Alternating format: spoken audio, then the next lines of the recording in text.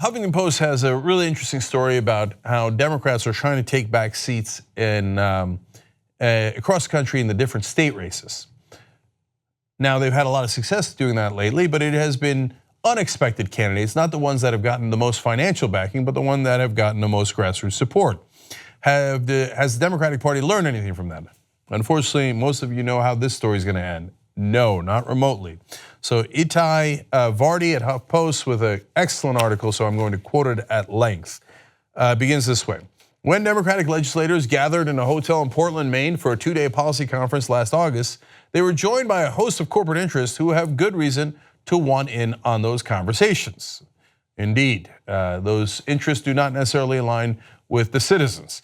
The meeting of the Democratic Legislative Campaign Committee, the party arm responsible for supporting state legislative candidates, was closed to the press and billed as an off-the-record event. So let's be clear about this. Democratic legislators get together. It is closed to the press. It is closed to the public. That means you are not allowed to see it, but it is open for business. So let's get into those details. The Finance Council includes companies, trade groups, labor unions, and public interest organizations who pay anywhere from $12,000 to more than $100,000 to the DLCC. In return, the conference provided an opportunity for donors to interact with state legislators, many of whom head their respective chambers from around the country. And yes, unfortunately, the leadership makes the most important decisions at the state houses, assemblies, and senates all across the country. And they are the ones who are invited to meet with their corporate and union sponsors and donors. As long as you've got enough cash to play, you will get your say. The Portland conference included prominent representation from the pharmaceutical and health insurance industries, including lobbyists from America's Health Insurance Plans, a national trade group that is currently lobbying against Vermont Senator Bernie Sanders' Medicare for All bill, representatives from the Association for Accessible Medicines, Eli Lilly, Sanofi, Sanovian Pharmaceuticals, Anthem, Merck, Novartis, and Vertex all also attended. So, you're not invited, but the pharmaceutical companies are invited. And then when you try for single payer in different states, all of a sudden it's blocked. You don't know why it's blocked. You have a sneaking suspicion. Those folks contribute a lot of money to those politicians.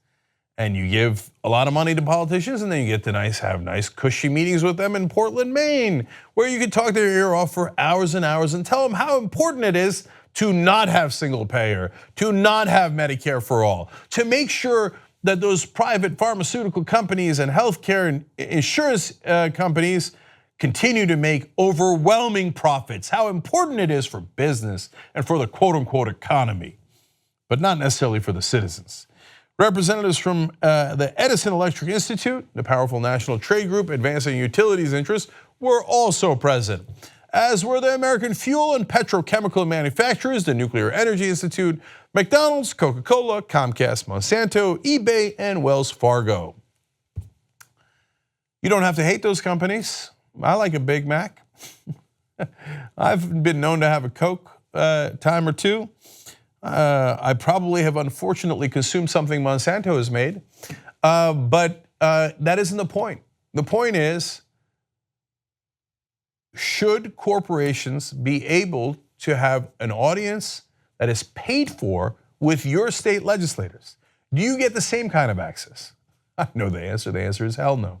And I tell you this, at the state level, it's actually way better than the national level. Sometimes you actually can talk to your state legislators. But is it fair that these companies get to pay all this money and get special access? And do you think that the special access does not eventually wind up influencing the politicians? Does anybody really believe that anymore? I know on cable news they say, oh, they are all honorable gentlemen and ladies from these states, and they have different ideas and ideology and philosophy. But the overwhelming majority of Americans know that in reality, the number one philosophy is who's writing my checks. And if it's a union, maybe I'll represent the union. If it's a corporation, I will definitely represent the corporation. Where are citizens in that equation? Like I explained, there were also unions, and here's HuffPost on that. Major labor unions also attended, including the International Union of Painters and Allied Trades, Iron Workers International, and International Brotherhood of Teamsters, as well as representatives from Americans for Responsible Solutions, which advocates for gun control. Now, I like gun control. I like unions, generally speaking. And I used to belong to a union, and I think unions help to do collective bargaining. Do I want to hurt unions? No. Do I want to take away power from the unions? No. But do I want unions to be able to give cold hard cash to politicians and hope that that doesn't unduly influence them? No, no, no, no. I don't want unions doing it. I don't want corporations doing it. And by the way, unions, I got news for you. There's a hell of a lot more corporations than unions, and they have a hell of a lot more money. You are going to be on the perpetual losing end of that equation. I don't know when it's ever going to get through to you. Get money out of politics, all money. DLCC Communications Director Mara Sloan said the policy conferences are forums for legislators to engage with each other and share new ideas, as well as an opportunity for legislators to interact with industry leaders and learn more about policy positions of both the legislators and the organizations. Now, of course, they're going to frame it that way, and I'm giving you their perspective. There's their quote on it. Oh, we're just trying to learn. I didn't know what the position of the oil companies and the pharmaceutical companies were. Now that they've paid hundreds of thousands of dollars, now I know their positions. This is all about education. Does anyone really believe that? Get all the money out. wolf-pac.com to get the money out. Do it right now. And if you want uncorrupted Democrats, well, then choose ones that don't take corporate PAC money. That's justicedemocrats.com. Okay, the Finance Council members who paid $35,000 or more to the DLCC were granted the opportunity for one-on-one meetings with state legislators slated for 90 minutes during the second day of the conference, according to the agenda. Well, they get one-on-one meetings. You get usually nothing. One state legislator who asked not to be named because he's received assistance from the DLCC said he felt, quote, uncomfortable about the abundance of corporate interests. Now, they have one particular example of a former United States Senator, Mark Begich, and I think that it is instructive, so I wanted to quote that as well. The DLCC conference also featured former Democratic Alaska Senator Mark Begich, who joined the legal and lobbying firm Brownstein, Fayette, Farber, and Schreck as a strategic advisor after leaving Congress in 2015. Begich has backed Alaska's oil and gas industry in his 6 years in the Senate and co-founded the New Deal, a centrist Democratic group initially described as supporting pro-business progressives that now defines itself with the more neutral pro-growth progressives tag. Brownstein, Fayette, Farber, and Schreck's robust energy and mining practice includes such clients as Freeport LNG, Citgo Petroleum, Cobalt International Energy, and Colorado Oil and Gas Association. Begich also runs his own Anchorage-based consulting shop, Northern Compass Group, and in late 2016 called for opening the Arctic to offshore drilling. Look at that, a Democrat who worked for the oil and gas industry basically when he was a senator, then goes through the revolving door, goes and becomes a lobbyist for them, and then goes and talks to the current legislators and tells them, oh yeah, oil and gas is awesome. And then shovels money in their direction as money was shoveled in his direction. And then all of a sudden you've got offshore drilling in the Arctic just like they wanted. Now in this case, it was Republicans had enough votes and Trump could do it all on his own. But oftentimes when they need Democratic votes, just enough Democratic votes appear to make all those positions possible. And then what do they tell you? Oh, there was nothing we could do. What could we do? Oh, well, golly gee, we had to do what the Republicans wanted. Oh, are they also our donors? What a fun coincidence. It's gross, the whole system is gross. It is bound to corrupt both parties if you set up a system that rewards unlimited legalized bribery. wolf-pac.com, if you don't get the money out, you're gonna be stuck with this forever. Two political parties deeply poisoned.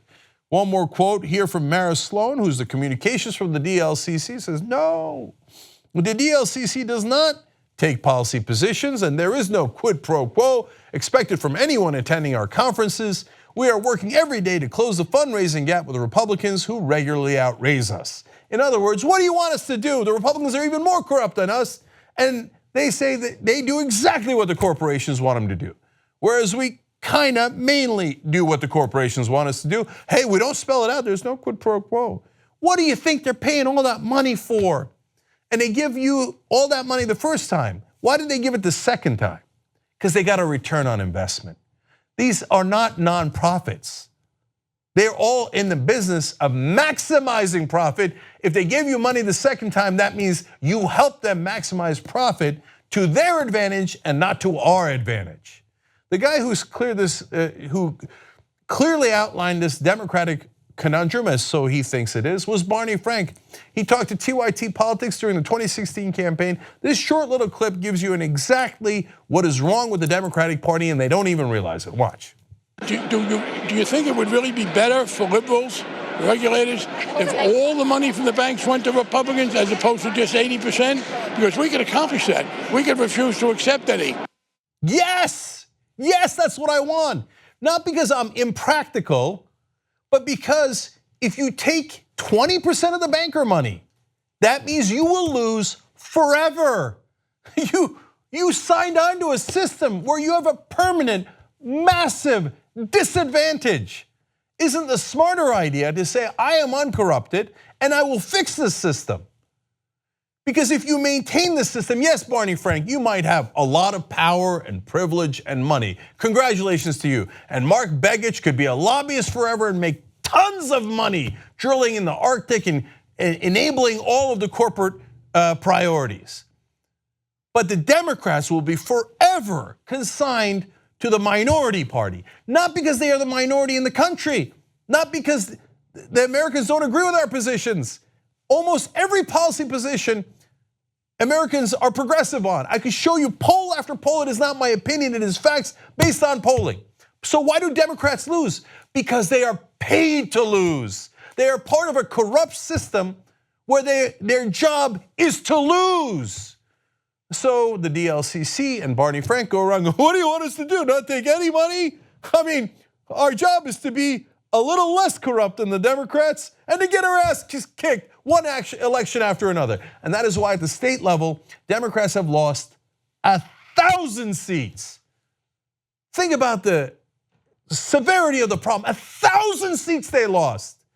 And worse yet, even when they're in charge, they somehow magically wind up losing on policy positions. They lost at the national level, the House, the Senate, the Supreme Court, and the presidency to a guy like Donald Trump. Does that seem like it's working as a Democratic strategy? Wolf-pac.com, get all the money out, save the Democratic and Republican parties, by the way. If you're a conservative, why do you want Republicans to be deeply corrupt and in the pocket of big business? I got news for you, big business doesn't give a damn about you. It cares about its bottom line, and you all know that. And they keep telling you, don't worry, it'll trickle down to you. Does it look like it's trickling down? And finally, if you're a Democrat, go for the uncorrupted Democrats. Justice Democrats take no corporate PAC money. Look at their agenda, you agree with some parts, disagree with any other parts. Okay, you make your own decisions. But at least you know they're not working for these guys.